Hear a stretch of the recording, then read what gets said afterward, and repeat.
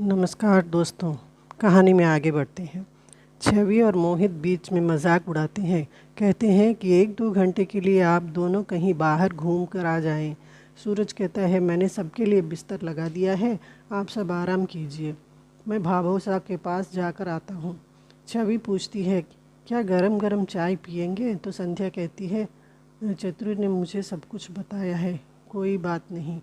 सुहाग रात आज नहीं तो फिर कभी।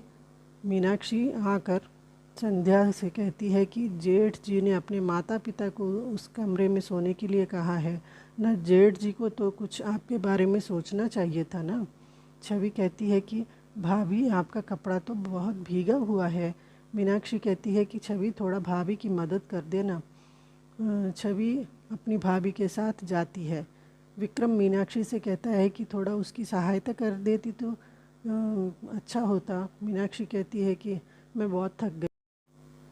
छवि संध्या के साथ उसके बॉक्स तक जाती है और फिर सर में दर्द कहकर चली जाती है। संध्या अपना सामान को खोजती रहती है। सूरज चतुर से कहता है कि जाकर अपनी नई भाभी का मदद कर दो।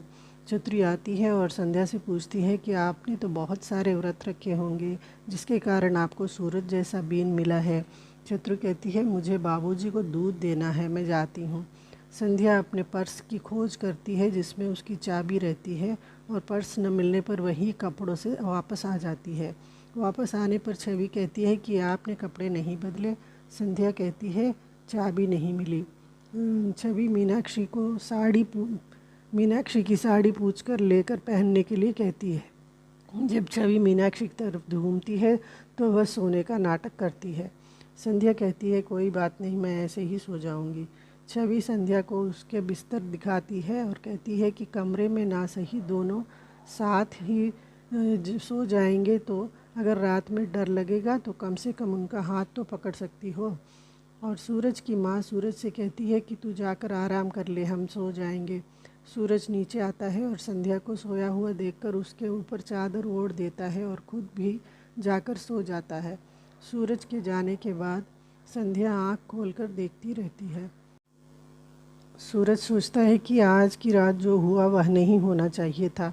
शादी की पहली रात है और रिश्ते जोड़ने की रात है और उम्मीद है तुम समझोगी, बेटे के और भी फ़र्ज होते हैं। संध्या के घर पर अंकिता कुछ लिखती रहती है। अंकुर उठकर आकर उससे पूछता है कि क्या लिख रही है। अंकिता संध्या को एक पत्र लिखती रहती है और अंकुर से कहती है कि इतना तो मैं कर सकती हूँ ना, सवेरा हो जाता है। चतुरी संध्या को लेकर नहाने के लिए गुसलखाने में ले जाती है और कहती है, अच्छे से नहा धोकर चटक चांदनी बन जाना।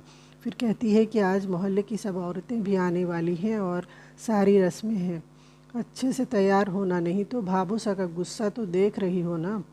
चतुरी फिर दूध लाना है कहकर चली जाती है। संध्या नल खोलती है तो पानी बहुत ठंडा रहता है। वह गीज़र को ऑन करती है लेकिन वह काम नहीं करता। संध्या सोचती है कि अपने घर में वह ठंडा पानी से कभी नहीं नहाती थी और गीज़र खराब होने पर घर में हलचल मचा देती थी। संध्या सोचती है कि मुझे क्या करना चाहिए। वह रुआंसी हो जाती है। इतने में दरवाज़े पर दस्तक होता है। वह दरवाज़ा खोलती है तो सूरज गर्म पानी की बाल्टी लेकर आता है। अब आगे देखते हैं क्या होता है।